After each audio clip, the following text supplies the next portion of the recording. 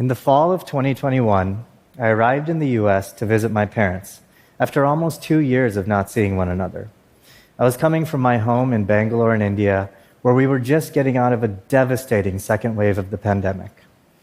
Within weeks of my arrival, first my father, then me, then my mother, all came down with COVID. And it hit us hard. My parents' age and their medical conditions threatened to make each day more severe than the last. And despite my medical training, I was overwhelmed. It was a nightmare, one I'm guessing many of you all have faced. I tried to get them tested at sites that were booked for days. We called their doctors who were unavailable. We tried to get monoclonal antibodies, knowing that with every day that passed, that treatment became less effective. And this was all while just trying to figure out what to eat and how to make them feel better. Thankfully, we all recovered, but I'll never forget the depths of how alone and helpless I felt, and my desperation to do anything I could to help. Like Shahed, and I'm guessing everyone in this room, at some point in your life, you've been in the position of wanting to do whatever you can to take care of someone you love. We're here to talk to you about how our organization, Nora Health, is rethinking healthcare. And yes, we have nearly a decade's track record. We're driven by data and we leverage technology. But at the heart of what we do is a powerful force that might surprise you. It's love. It's that dogged determination to get your aging mom's meds sorted out, that tenacious energy to get your kid to the ER. Like oxygen, it is essential to our health and our well-being. It is ever present, but invisible. It's the fuel of family advocacy, and for too long, it's either been seen as a nuisance or it's been ignored altogether within healthcare settings. When Shahed and I met, we connected over many things, but we founded Nora on the shared belief that love is the most powerful, untapped resource available, and when valued and made visible, it can transform health systems. We work in India and Bangladesh. And when you stand outside one of the hospitals where we work, the first thing you'll notice is the crowd. When you walk in, you may see patients doubled up on beds, and you'll see hallways and waiting areas filled with families and their belongings, because they've moved to the hospital to be there with their loved ones. Families are spending their time anxiously waiting, while providers are doing the best that they can to keep up with the intense demand. And we know this will only get worse. Globally, there will be a shortage of nearly 18 million healthcare workers by 2030. The systems are overburdened, and this has life and death consequences for patients. Every year in South Asia alone, nearly 1.5 million children under 5 die. And far too many of these deaths can be prevented with better health practices at home. At Nora Health, we train and we support families with life-saving skills. We work with hospitals and clinics to meet people where they are, at the patient's bedside, in the hallways, in the waiting areas. We train nurses so that they can run sessions with groups of families to teach them actionable skills. Things like wound care and how to recognize warning signs, like jaundice in a newborn or slurred speech for a cardiac patient. And they leave plenty of time for questions and demonstrations. Once families leave home, we stay connected with them, sending them messages, videos, and reminders that are relevant for their loved ones, and we're on the other side to answer any questions. So whether it's new parents, surgical, or oncology patients, we've seen that this approach works across all types of care. Because the common thread is that loved ones are there and they want to help. Along the way, we've learned a few things. First, deep listening is key. Nurses, patients, and families have guided us. They are the visionaries. They make sure our trainings incorporate objects that people have in their homes, visuals that people see in their communities, and words and phrases that people actually use instead of complex medical jargon. Second, trust and timing are fundamental to behavior change.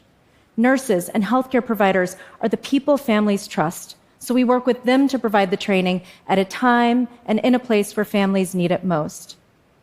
Third, you do not have to start from scratch.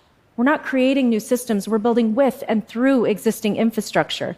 Yes, Nora is there to kickstart and support, but the trainings are designed and introduced in a way that ensures they will continue to run sustainably. So far, we've reached hundreds of hospitals and clinics across India and Bangladesh, and we've helped them change the way they deliver care. We've trained over 5,000 nurses, and we've reached over 2 million family caregivers.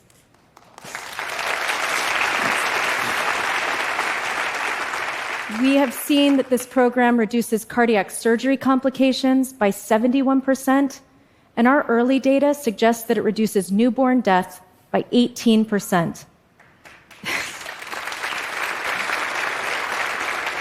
That would mean that over 9 babies' lives are saved for every 1,000 live births. And it's all happening at an extremely low cost because the solution leverages existing resources. I had the chance to meet Bino. He was a young man who had heart surgery at the nearest major hospital to him, which was in Kolkata. He was accompanied by his wife, Sunita, and his uncle, and both of them went through the training.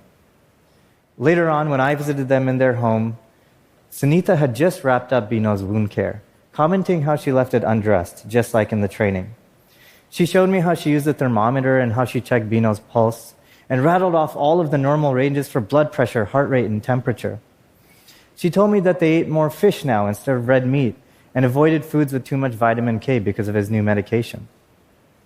His uncle told me that they were able to avoid going to the local clinic every single time they needed to do basic wound care. This saved them travel, and also $1.50 per visit. This was a huge amount for a family that had to sell a part of their property to finance the operation. Now, Sunita never got the opportunity to learn how to read or write, but hundreds of kilometers from the nearest major hospital, she confidently led Bino's recovery. We are heartened by stories like Bino and Sunita's, but we have only scratched the surface. Our audacious idea is to ignite a family caregiver movement that will revolutionize the way we experience healthcare. Over the next 6 years, we will train over 70 million family caregivers across India, Bangladesh, Indonesia, and Nepal, supporting health systems that provide care to over 1 billion people.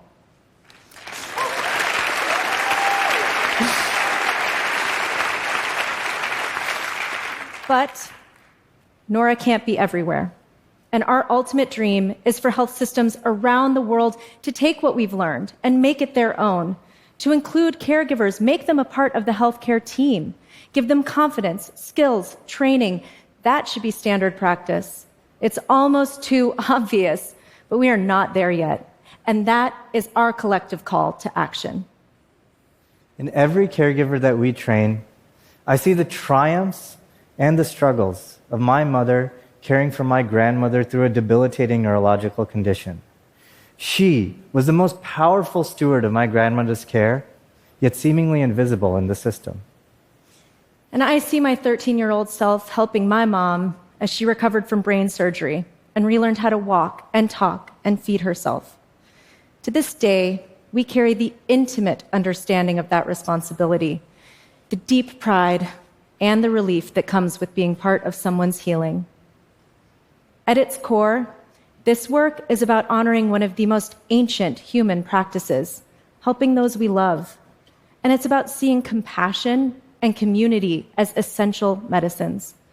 Just imagine a world where no matter who you are or where you're from, you know exactly how to take care of your loved ones, and where you are seen and acknowledged for this essential work. We see every day that this is possible, and that in order to change healthcare, it takes a family. Thank you.